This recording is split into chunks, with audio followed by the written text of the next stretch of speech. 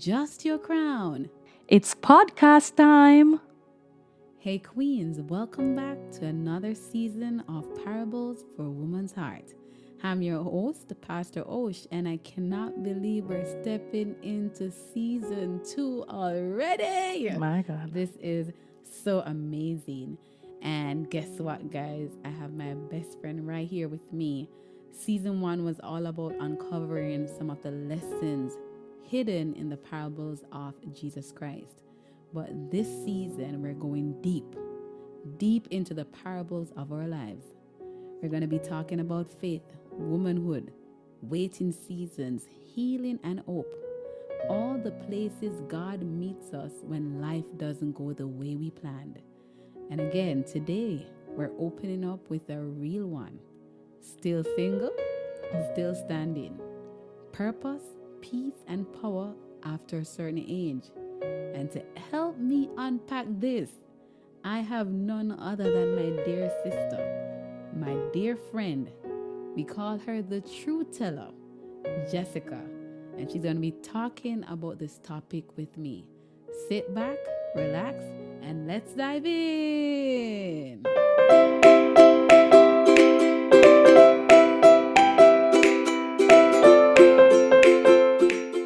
Hey, beautiful queens. It feels so good to be here again.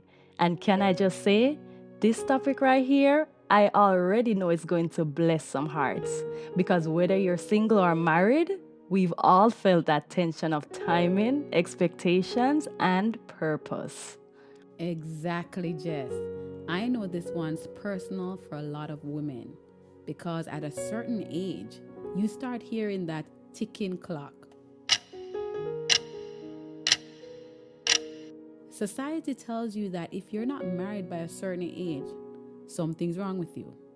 But truth be told, God's timeline doesn't look like man's.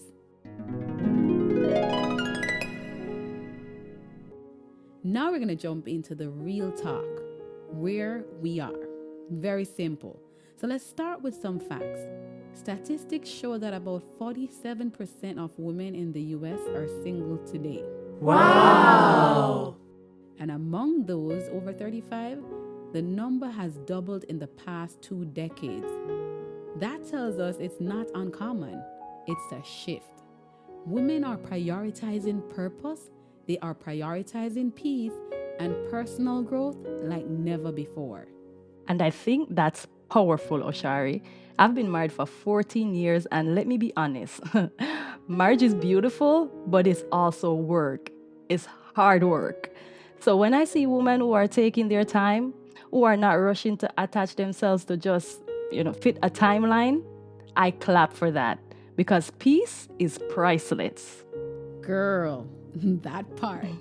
Peace is the new pretty over here. But I remember seasons where I questioned God, not about marriage, but about other areas of my life. Like, Lord, I'm serving you. I'm doing everything right. Why hasn't this door opened for me? And the Lord would whisper back to me, because I'm still building the woman I promised him. Isn't that important for us, Jess? It sure is. Whew, that'll preach. Because sometimes it's not about God withholding, it's about God preparing. That right there is very important. When I look back at my early marriage, I realized there are lessons I wish I had learned while I was still single. The way you understand yourself, your triggers, your peace, and your purpose, all of that matters when you eventually join your life to someone else's. That's so true, Jess. And you know what? I've come to realize that singleness isn't a pause in God's plan. It's a piece of it. You see, sometimes he keeps us in that season not because we're unready for love, but because he's refining the foundation that love will one day rest on. In my early 20s, right before I got married, I used to pray, God, send me someone who understands me. And I remember him saying to me, no, Osharae, first you need to understand yourself.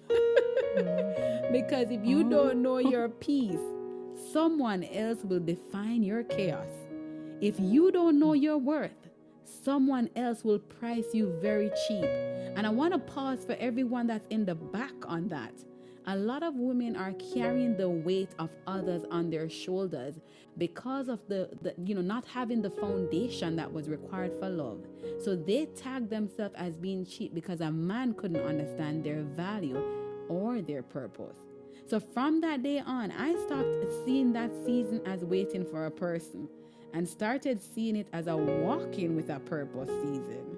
It's the becoming season, the one where God strips you, He shapes you, and guess what, queens? He strengthens you before He even presents you to that man. Ooh, that right there, Oshari, is so true. A lot of women don't understand the importance of preparation. Let us now jump into a reflection prompt. Let us pause, take a deep breath, breathe in, hold it there for a minute, and let us breathe out. If you're in your single season, what do you think God is developing in you that you might need later? Think about that. My God. All right, let us now jump into segment 2, the waiting room. Oshari, can I ask you, what do you think is the hardest part about being single in ministry, especially for the young, for leaders and overall women? Deep one. Honestly, I do not think the hardest part is the waiting, because a lot of persons, when you talk to them, they're like, hey, it's the waiting, it's the pausing. I believe for me, it was people's assumption. There is this subtle idea that Caribbean people have, and guys, I can only share from my experience, right? That you're incomplete or you're less credible if you're not covered by a husband. But God reminded me back then, and it is still true now, that my covering is Christ. I've been married 10 years, and I still run to God first and then my husband after. I had to learn that I'm not missing something in that season. I am walking with someone. And so I would love to say to a single woman out there who is in the waiting room that the wait isn't about the person. It's really about you and God. This is the time you get to cultivate that relationship with you and Him. You get to spend some time doing you. There's a saying that I used to use when I was younger, tag. And whenever I said tag to myself, it meant time alone with God. When you're married, it's hard to carve in time for yourself, much less time for just you alone with God. So it's important to set that foundation in the season of searching, the season of waiting, so that God can align you with the man that He had designed for you. That's so rich, Oshari. And when you throw kids in the mix, that makes it even harder. So, yeah, think about that alone time with God. I love that acronym. What is it called again? Tag. Time alone with God. Time alone with God. I'm telling you, it's going to be hard to get time alone with yourself, much less to get time alone with God. So take it. All right. And in my perspective, I've seen how some women rush into relationships just to feel that social pressure. But the danger is, if you don't know who you are when you are single, you lose yourself when you're married. Listen, the danger is this. If you don't know who you are when you are single, you will lose yourself when you are married. Jess, you need to say that again. Say it louder for the people in the back. And can I get some married women in the back to clap for that? Listen, you are spot on for the money. Because marriage doesn't heal what singleness hides. And I'm going to be very blunt. So if you think that getting married will cover or hide some of the hurt that you experienced in the past, well, guess what? Wake up, baby girl. If you're broken in your single season, you'll just bleed in your married one. So I'm telling you, ladies, you queens, don't just pray for a husband. You need to first pray for a healing, because you'll get a good man, but you'll also lose him. Yes, that's powerful right there, Oshari. And healing is what makes partnership thrive. It's what allows you to show up fully, Not needing someone to complete you, but to complement you. Woo! Let me tell you, I got a good man over here. You know, Jamaicans would say get a good, proper, tan good man. And I know Jessica have a tan good husband that stands with her through every season, one that complements the uniqueness of who we are. Because let me tell you, woman, a problem. But when you find the right man will complement you. Could act like fire, him cool you down. Your pepper, nice water.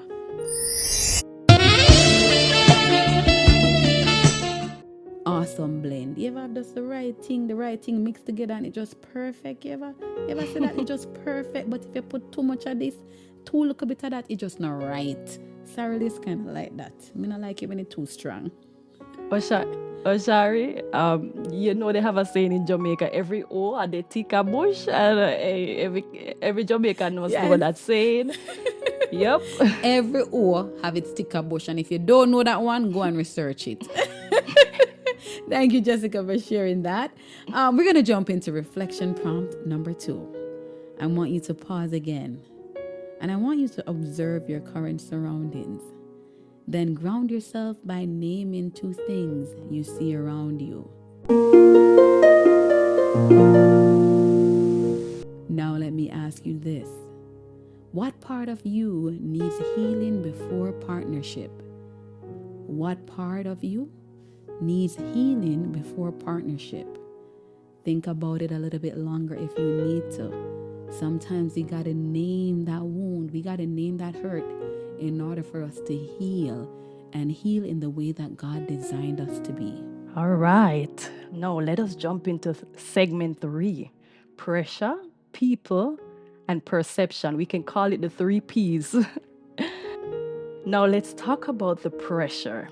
Family, culture, church, friends, because that's a whole sermon by itself. Girl, let me tell you about it. That is really a hard place to be when you're single, right? So when you're getting married, I don't know about you, but there was a time that, you would go to the family cookout, the family dinner, and when you go, everybody asks, so what? No, you're not getting married. Something wrong with you? When that question has entered the chat, it becomes a weight that a lot of single women carry. Single women can't go to a wedding. They can't go to a baby shower or even a family barbecue without somebody throwing shade with a smile. Hey. And then when you get married, just the next thing they ask you, so when is the baby coming? Anybody buying diapers? Anybody buying formula? But they're going to ask you what's next. They don't even know what your bank account look like if you can afford a proper wedding. But they're going to tell you, hey, you're not get married. And let's talk about the big one, Jessica, the one where you leave and go to university and everybody expects you to come back, not just with a piece of paper, which is a degree. They expect you to come back with a ring and a man.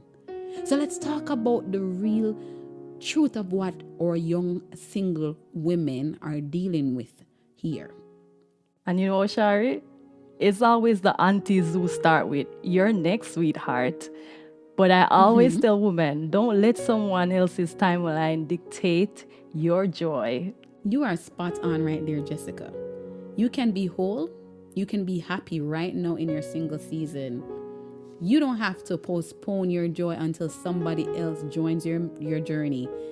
Travel, you can travel, yeah? You can build, you can dream, you can heal, you can start that business, grow that ministry, whatever God is laying on your heart. No, you don't need someone else to equip you, to motivate you. You have the one thing that matters the most, and that is God. And so I encourage you today, queens, don't allow the pressure. Don't allow the people. Don't allow their perception to cause you to fall into the trap that's right there where the enemy just wants you to grab the first man that comes along, the one that doesn't value you, the one that doesn't appreciate you. There's a lot of marriages today in the church where the woman is completely unhappy and broken, Jessica. Broken because she felt the need to jump into a marriage to save face, to save the perception, to stop the tongues from wagging. And she's unhappy. She's probably being abused right now. Broken, afraid, scarred. but still staying in that marriage because of the 3 P's. Whew.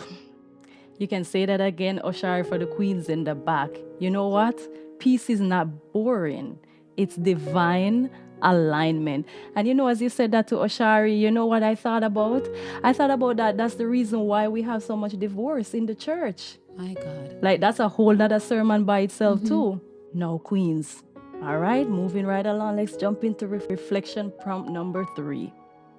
Queens, what are you postponing because you think it requires partnership? Just think about that. What are you postponing because you think it requires partnership? My God, my God, my God, my God. I hope there's no one that was given a vision by God and you're sitting down waiting on Mr. Right to come along. Because sometimes the season is now, and if you wait and allow that season to pass, then you are not going to receive what God had in store for you. Amen. Thank you for sharing that reflection with us, Jess. Let us jump into segment 4, becoming before belonging. And I'm super passionate about this topic here. You see, this one is really my favorite part of this episode. Becoming before belonging. What do you think that means? You see, we live in a world that teaches women to belong before they become. But God's design is the opposite. He wants you to become before you belong. He wants you to know what your worth is today. Because if you don't know your worth and you go into a marriage, a man can tell you anything. He could tell you A when you're looking at is B. And you will believe that man because you don't have a sense of direction of where God is taking you. So you need to know what calling is upon your life, what ministry is in your life, is in your hands, is birthed from your womb. So that when a man comes along, you can teach him what God has taught you. And that is why it's important to become before you belong.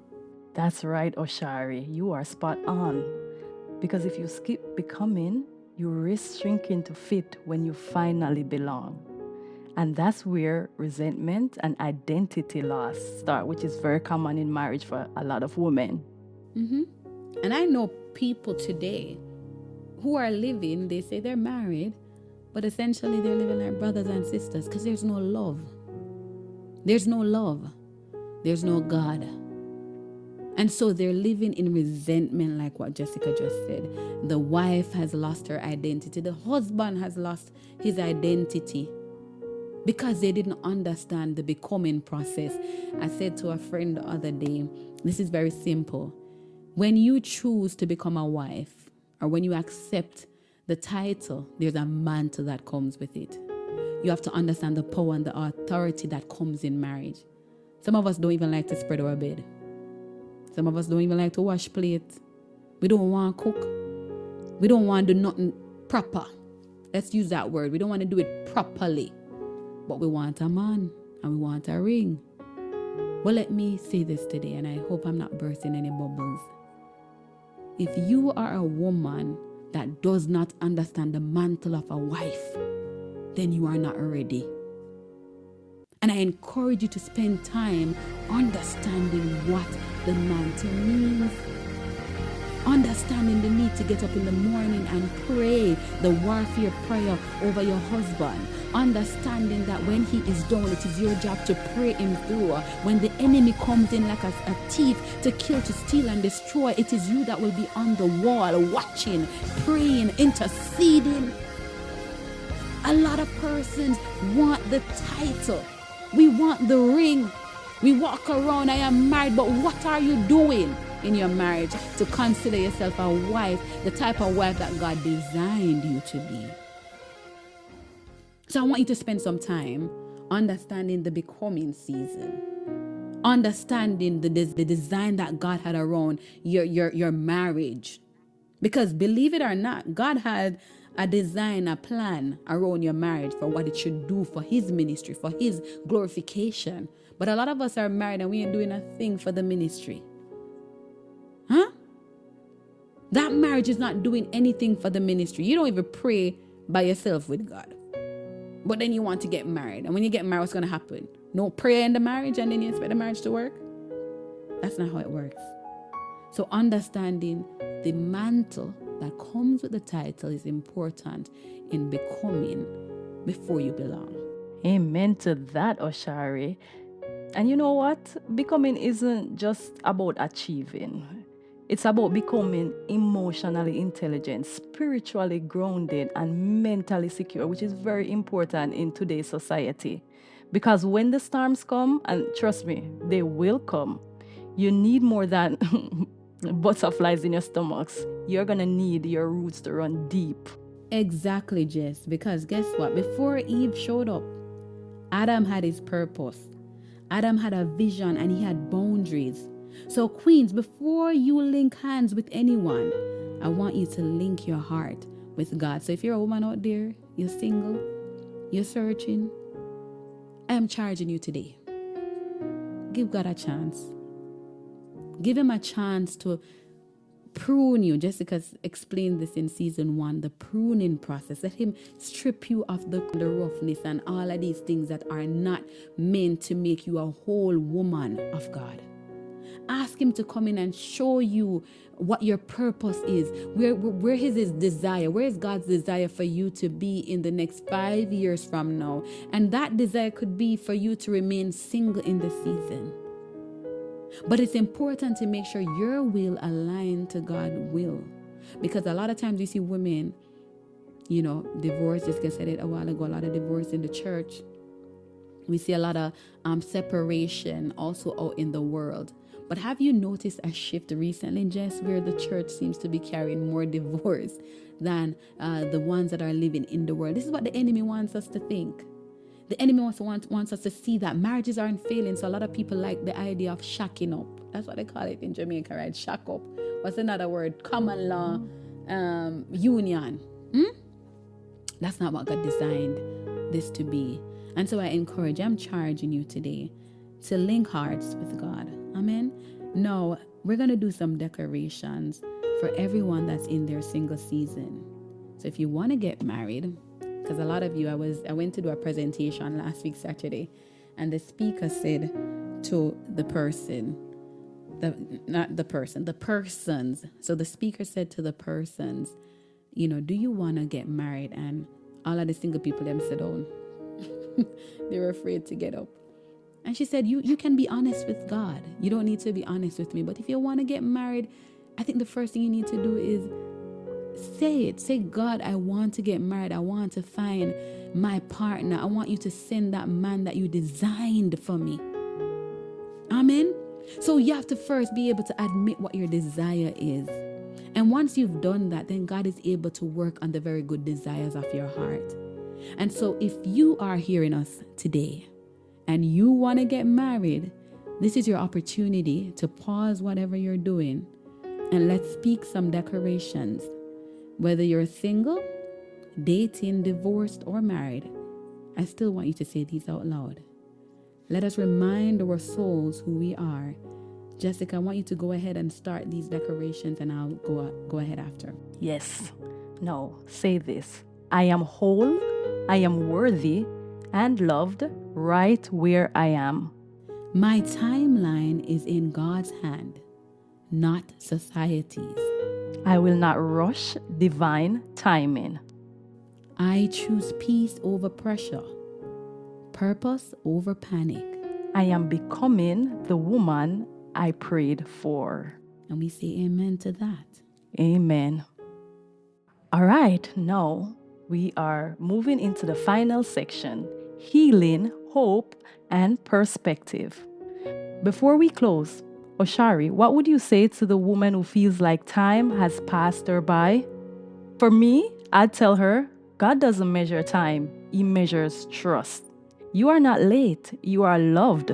God's not ignoring your prayer, He's answering it differently. That's beautiful, Jess. And from my end, I'll say this. Marriage, it doesn't fix you. All it's going to do is reveal who you are. So use your single season to heal.